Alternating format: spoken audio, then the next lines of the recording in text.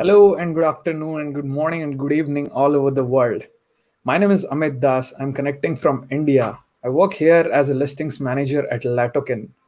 Today we are going to have an interesting panel discussion over Mars and AI. How do we colonize Mars?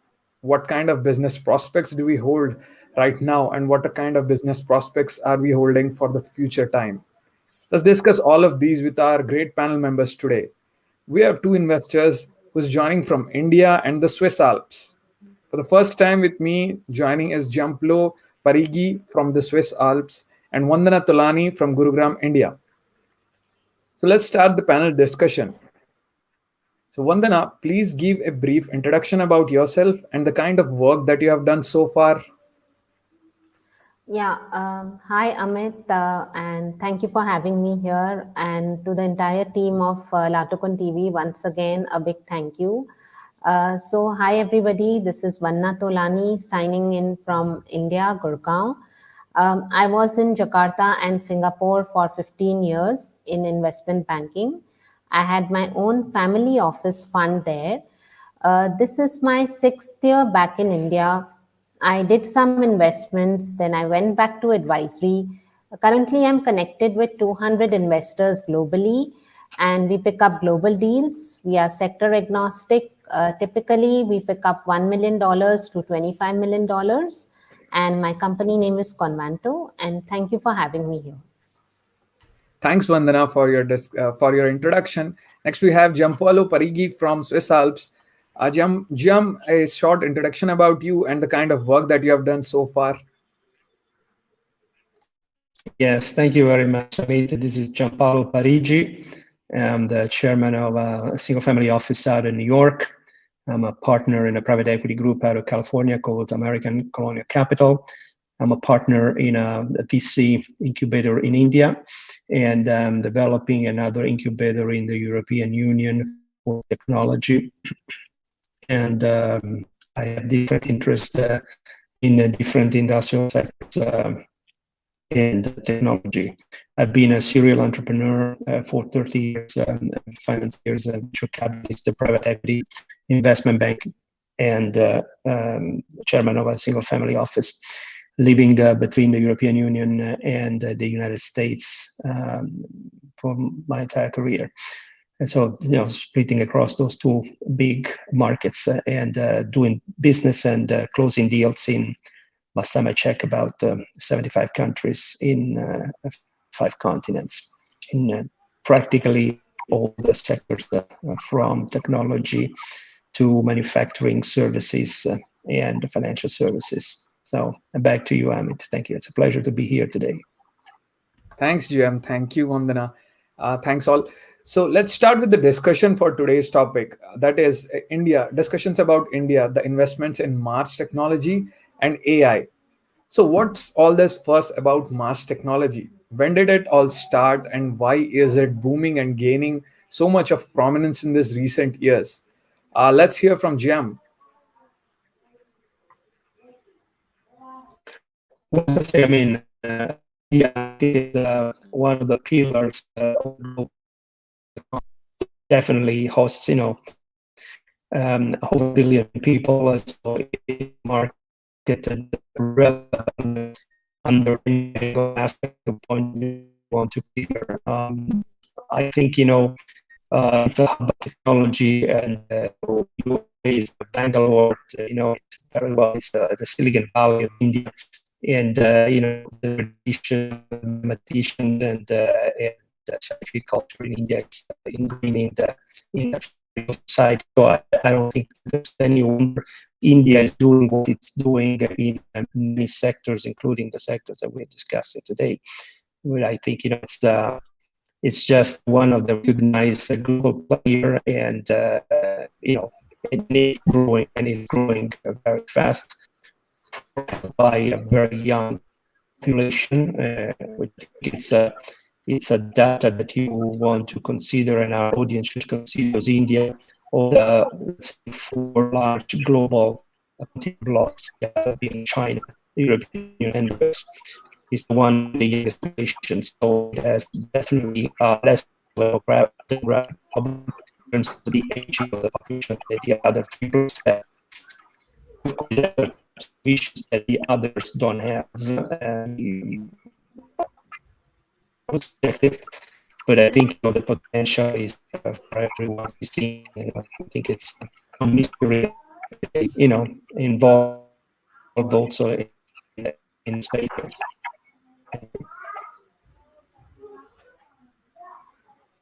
Yep. So, Jim, we lost a little bit of whatever you said because of the internet issues. But it's okay. We got an overall picture of what you said. So let's move to Vandana. Vandana, what do you think about MarTech and why is all of this gaining in such a faster rate all over the world, even India? So what are your views? So thanks, Amit, for the question. MarTech is marketing technology, also known as MarTech is basically a range of software and tools that assist in achieving marketing goals or objectives. The most popular examples of MarTech are Google Analytics, LinkedIn, Twitter, Facebook Analytics, YouTube, and so on. This year, MarTech spending is expected to rise as remote works becomes an integral part of the current workforce. Many marketing teams are relying on technology to collaborate on campaigns and manage work. Although last year, Gartner projected MarTech spending will make 26% of the total budget for 2020. Due to the coronavirus, service reported a large increase in MarTech spend for 2020 and 2021. With the increase of demands for collaboration tools, many teams will be focused on tools that will help with visibility, content production, and campaign management. Uh, Over the course of pandemic, marketing has changed entirely. If you look at it, even big firms where there are many CMOs and marketing leaders are focused on finding tools to help create more content quickly, such as blog posts, white papers, webinars, ebook, to make up for the loss of the live events that were happening. As you can see, we are also having a live event here. And of course, platforms such as Facebook, LinkedIn, Twitter, Zoom, all these have gained more traction in the course of time. Great. Thanks, So Vandana. I could also give you some trends in MarTech, especially there is AR and VR, geofencing, marketing automation, and programmatic advertising, chatbots. These are some of the MarTech trends that are coming up, and you will see these rising. All right. Thanks, Vandana, for the initial view of MarTech and what are the trends that we have. So more and more we move towards the post-COVID world. More and more digital prominence is taking place. So all this Facebook are gaining a lot of prominence, and other digital platforms are gaining a lot of prominence in this time. So what Right. kind of businesses, what kind of small scale businesses that can arise out of this platforms? Can you give a brief? Can you give your insights on this? Yeah, definitely. So when the COVID started, if you might see, we were all under a state of shock. And for the first few days, we didn't know what's going on in our lives, how to take it forward, how to manage the kids, how to utilize the kids' energy in the right manner. So I'll just give you an example of what we did. So my daughter is 16-year-old, and she wanted to utilize her energies in the right manner. She started working for a cake company. That revenue they didn't have. They had zero revenue. She did their websites. She did their Facebook marketing. She did their Instagram marketing. She did their LinkedIn marketing, and their revenues became 3 times more. So I think, and then she started getting a lot of work from many other companies, and she formed her own team of friends with her younger brother, and they are all doing this entrepreneurship skills here, where they are making small earnings. So I think these are the kind of things that one can indulge in. Not only that, I mean, get onto webinars like these. One could learn a lot from these webinars where experts advice is given. Not only that, connect with people on Facebook, Twitter, LinkedIn. If you are selling a product, whether it's online or offline, have a WhatsApp story, have a Facebook story, have a LinkedIn story, and try to use as much as possible the social media to connect to people. I think that will bring in good work. And a lot of cloud kitchens have come up as well. So I think cloud kitchens will really do well.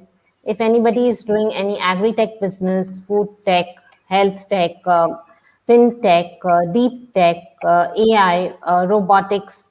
So I think these are the some of the businesses that will really take a plunge in the market. Great, Vandana. Can you please describe about the cloud kitchens that you have mentioned? What kind of new trends that you are seeing in the areas of cloud kitchen?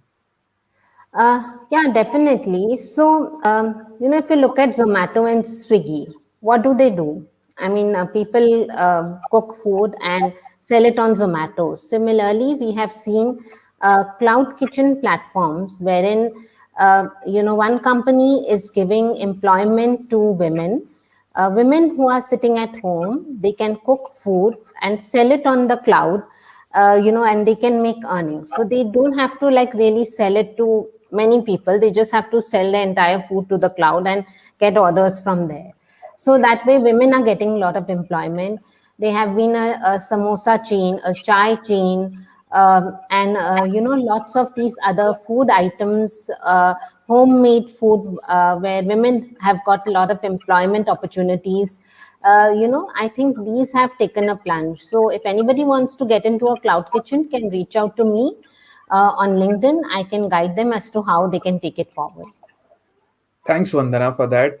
Also, Vandana, what do you think about the advantages and disadvantages of this marketing technologies? Like it is disrupting in a great way, but what kind of disadvantages does it hold? Like, are there, if there are any? Can you also Yeah, brief me?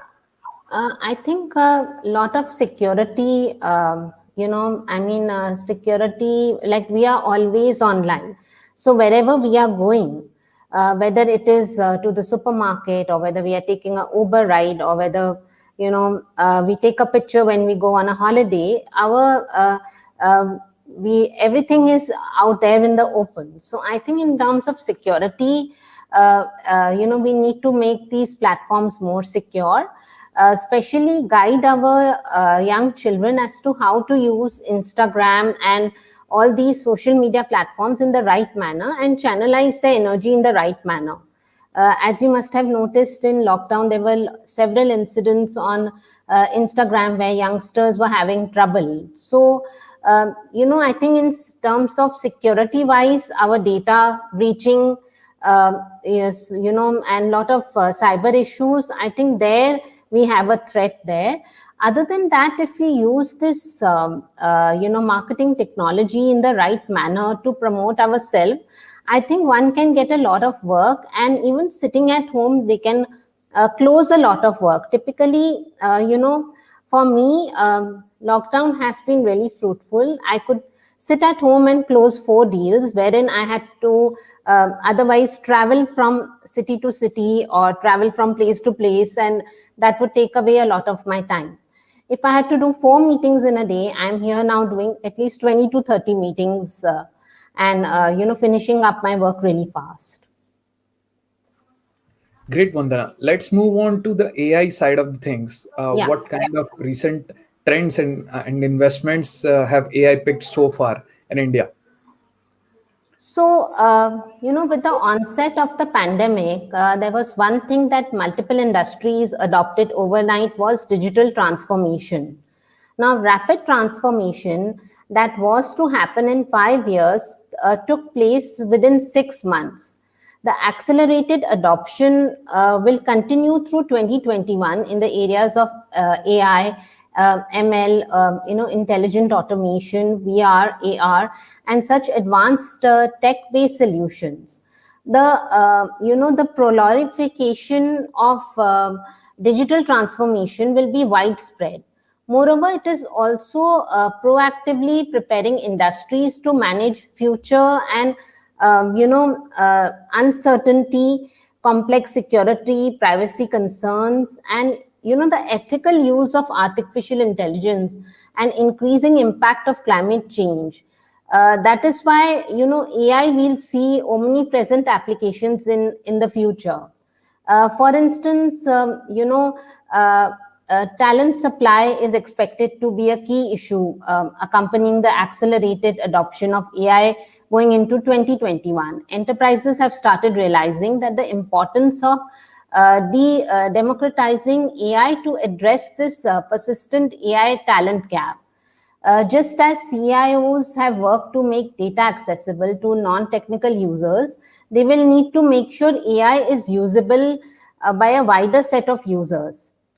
Successful implementation of AI democratization requires focus on key aspects of data, technology, and learning strategies supported by decentralized governance models. Now, enterprises must also focus on contextualization, change management, and governance. Secondly, in 2021, we will see more AI solutions that can detect and common IT problems on their own and make predicts. These solutions will self-correct and self-heal any malfunctions or issues in a proactive way, reducing the downtime of a system or critical application. This will allow teams to allocate their resources to the complex and high priority projects should be, focusing on. So, if you also see, we all have Alexas in our home, which has made our life much easier. I mean, we can actually search for n number of songs or n number of information, or give instruction to this device, Alexa, which is an AI based device. I've even seen similar platforms like LinkedIn, which are AI based, and where we get a personal relationship manager, which is AI based. So I think these would be some of the fast growing trends in AI. Great. Thanks, Vandana. So I'm curious about to know that what kind of recent investments have you made, which has your special interest on that kind of investment in both AI and MarTech. Can you give any example on that? In 2020, we have made 4 investments. One is in fintech, one is in agri-tech, one is in health tech, food tech, and a deep tech. These were the investments that we made. We are looking forward to invest in any health tech solutions that come along with the AI, and any MarTech solutions which are given to us. We have seen some deals in MarTech, especially influencers platform, wherein it is called influencer marketing. We have seen, but we haven't really invested in those deals. But we would like to see more of those deals. Great, great, Vandana. So, any other disadvantages or any other effects of accelerating the AI platforms we can face in the near future? Do you have anything on that mind, like any careful steps that needs to be taken off? I think there's a lot of data that needs to be managed. Even when we were on the show yesterday with Gary, we were talking about this, that there is so much data everywhere. Like, how much data can we manage? So many emails to be taken care of, so many contact lists, so much of LinkedIn contact, so much of Facebook.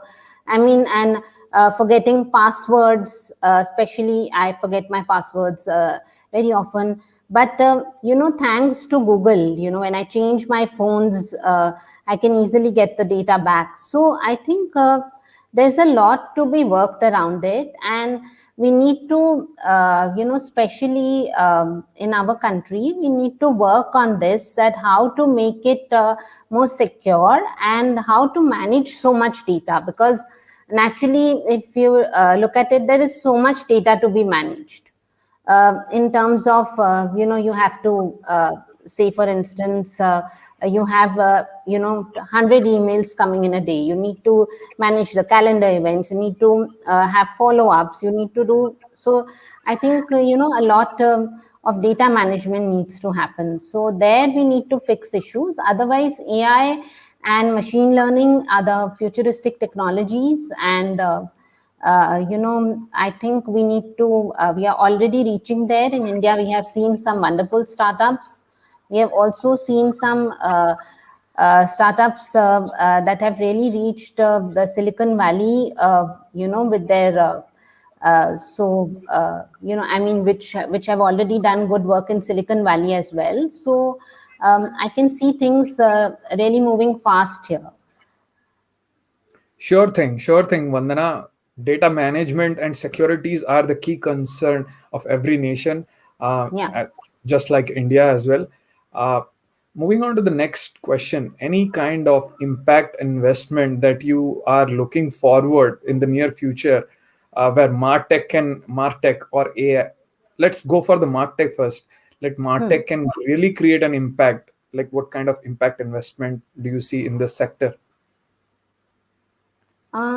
As such, I mean, we do get a lot of deal flow that come in this sector, but definitely marketing technology and AI in health, especially, I'm seeing a lot of artificial intelligence coming up in the health sector that will sort a lot of problems for the elder citizens, and also for the people who are staying alone with health issues. So I think that would really take, that would really move forward. In terms of marketing technology, I think lots of different things are coming up.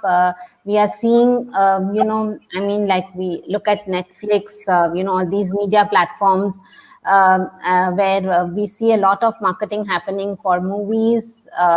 We have song platforms, then we have these payments apps. So I think typically marketing technology is also going to do well. I'm looking forward for more. If you ask me, I am looking for more of fintech, health tech, food tech, edutech, deep tech, these kind of technologies where I would like to invest. Of course, I'm looking for AI and machine learning and robotics. Great. Thanks, Vandana. So before investing or before doing an investment, what are five things, or maybe what are the number of things that you uh, like, what are your checklist of things that you look for any kind of investment before you take a step ahead?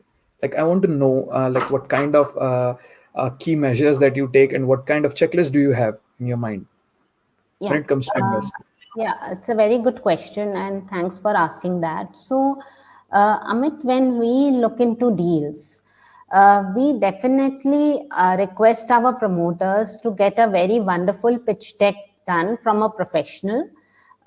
Though our company also makes pitch decks, but we also request the promoters to get it professionally done. We request our promoters to have a video pitch deck, because investors don't like to spend more than 90 seconds on a deck.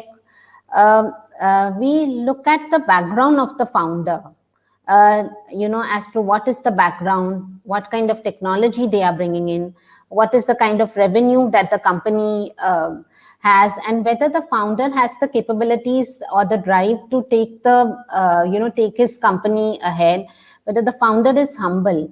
When I say humble, many times it is misunderstood as being submissive. Humble doesn't mean being submissive. Humble means that being grounded, like having your mind in center, and that is what makes a good leader as well. So many people misinterpret as humble being submissive or timid. I don't think that is what is meant by humble. I think it means just be grounded, and how they are moving, what kind of leadership qualities they have, what kind of team is there. I mean, is the team complementing each other? Typically we would look for those kind of deals. Great. So yes, thanks, Vandana. So you look for an overall perspective of what kind of business does it hold, and what does a founder, what are the key qualities Yeah. of the founder. So yep. So next, moving on to the next question, Vandana. So marketing and AI go hand in hand because they are the assistive technologies for the today's world. So Yeah. what kind of thoughts do you think, like whether a technologically advanced company will do good, or a mediocre company with a great marketing and a great marketing and like great investing and great marketing can actually compete with these kind of companies. So what do you think? So very good question again, Amit. And I'll just tell you about myself. So what had happened was that I had done a lot of work, but I had not marketed myself well, or you could say positioned myself well. When somebody from an made me recognize that, look, I need to do some changes around it. So of course. You can have very awesome technology, but if you don't position yourself well, and you don't market yourself well, I mean, how you're going to get the good kind of clients? So marketing plays a very, very important role in any business, whether it is a small or a large business, because you need to position yourself in the right manner and hit the correct audience so that you can get that kind of business. I'm not saying technology doesn't play an important role. It equally plays an important role, and we can have one of the awesome technologies. But if we have, if we have not positioned ourselves, if we have not, done good expenditure on good marketing, especially on LinkedIn, Facebook, Twitter, and all these other platforms where we get the business from, then I think. Especially at this time of the year when COVID has hit us, this is marketing will take us to the skies. Yes, thanks, Vandana, for all these insightful points.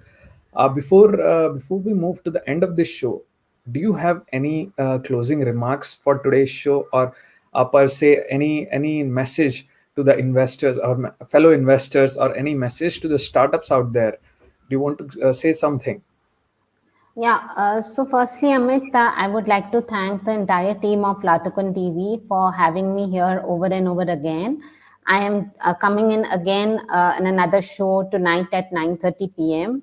I would request the audience to please come on that show and ask questions. And uh, uh, and also I would there's a lot of effort that LATOKEN TV puts in getting all the speakers together, so hats off to them, especially Hasmik, Carol, Amit, Sunny. All these people are always working behind the scenes. And my message to all the promoters is that bring out the fear from your mind and become risk takers, and do your exercises in the morning. Read the book Power of the Subconscious Mind. And for the investors, have some women in their investment teams, include women, and give them the opportunities to manage the money. And I think they can really do wonders. So I think this is my short message for everybody out here. Thank you, Vandana. Those were kind and sweet words from you. Hopefully, everyone has noted it down and everyone enjoyed this show. For the next time, we'll meet again. Until then, bye bye. Bye. Thanks for having me.